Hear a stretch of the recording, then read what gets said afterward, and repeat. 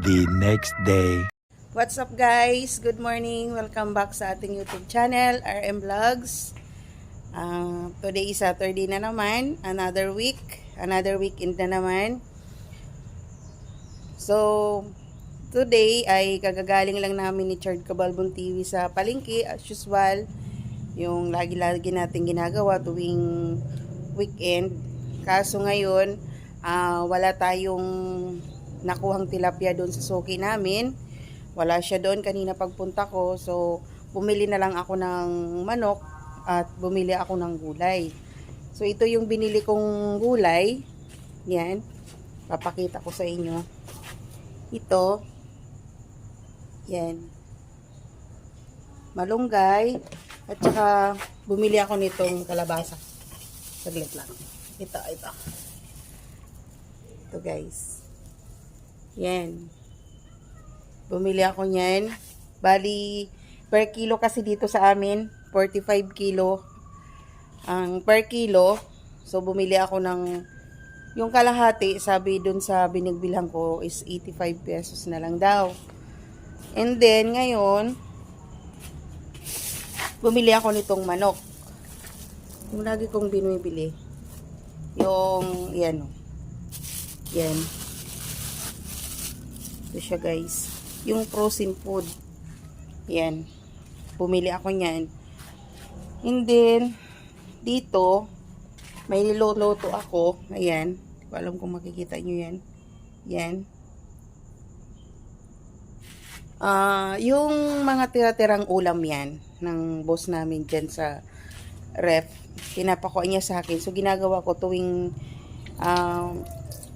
weekend o kaya depende kung ilan na yung naipon niya dyan sa mga baonan. Hindi naman maano yan kasi yung mga tirang ulam yan na hindi nila nauubos.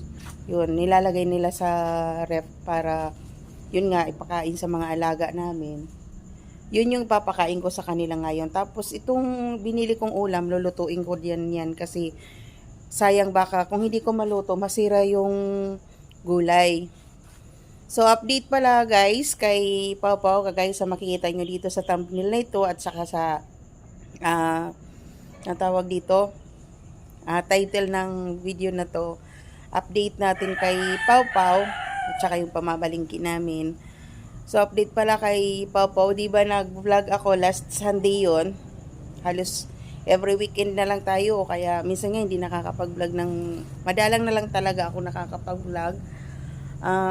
Update po kay Pau Pau, kinuha na po siya. Pakita ko, i-clip ko na lang dito yung video ng pagkuha sa kanya ng bayaw ni Chard Cabalbon TV. Sinundo na siya. Nalungkot ako nung kinuha na ba siya, nalungkot ako kasi syempre napamahal na yung pusang yun sa akin kasi mabait naman talaga siya tsaka malambing. Yun nga lang, naisip ko kasi pag-alagala lang siya dyan sa taas, tapos mag-aabang siya sa akin. Parang kawawa siya eh, nagiging homeless ang dating din niya. Dahil hindi rin nga siya dito pwede sa akin sa baba kasi nga, inaaway siya ng mga alaga ko. So, kawawa naman ko lagi lang aawayin. Tsaka parang pakiramdam ko, buntis siya. Kaya, nung nakita kong parang buntis siya, doon ako nag-decide na kahit na naawa ko sa kanyang ilagay ko siya dun sa cage niya, ginawa ko yun. Pero hindi naman ako nahirapan sa kanya kasi nga nakuha ko na talaga yung loob niya. Hindi ako nahirapan kumuha sa kanya na para mailagay sa cage. Tapos nilagyan ko siya ng pagkain kasi habang hinihintay niya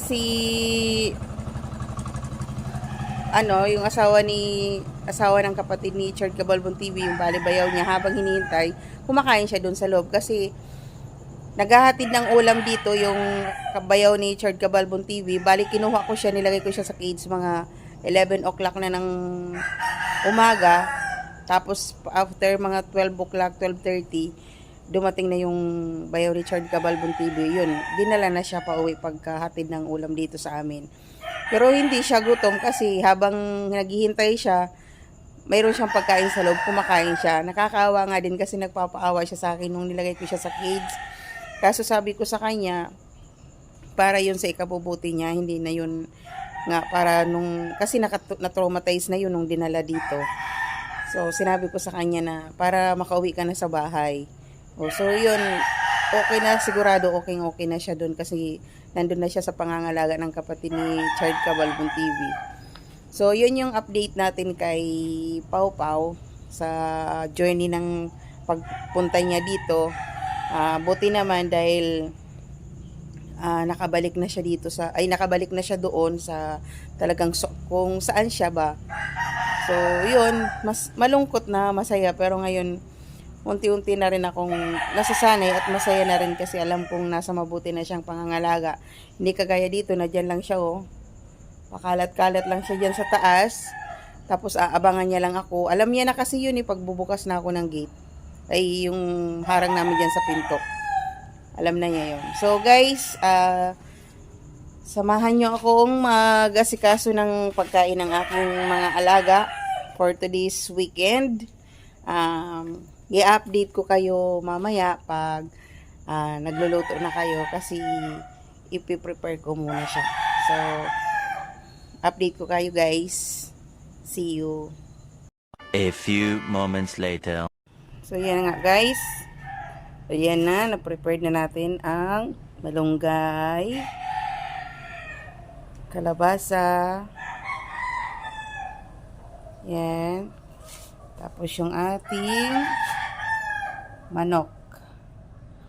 Bali yung manok na yan is 200 pesos.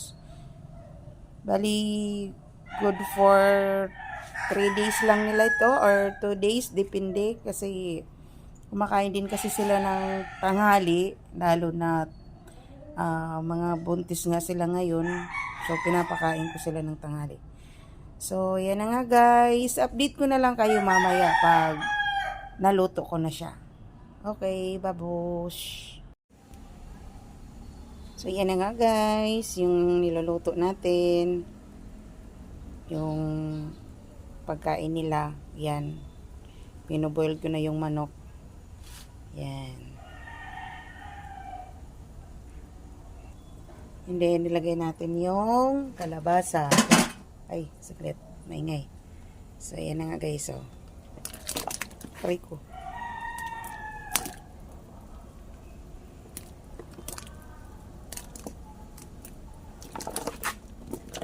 Yan na nga guys. Dami.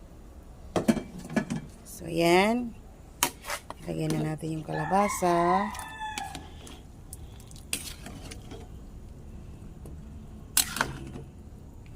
Papakuluin na naman natin ulit yan. Asin lang yung nilagay ko dyan guys. Yan. Bali, laga lang talaga yan. Tapos asin lang. Tapos mamaya, pag luto na yung itong kalabasa, pag malambot na siya, anuin ko na siya, lagyan ko siya ng malunggay. Tapos yun na yun, and then papalamigin ko siya, tapos mamaya ilalagay natin sa ref. So update ko kayo mamaya guys pag luto na. See you. So yan na nga guys, tapos na yung ating pagkain ng ating mga alaga. Yan. Salamat sa inyong panonood. Have a nice weekend everyone. Thank you so much sa lahat ng mga subscribers at saka sa mga silent viewers. Wag niyo po sanang i-skip ang ads. Thank you. Bye-bye.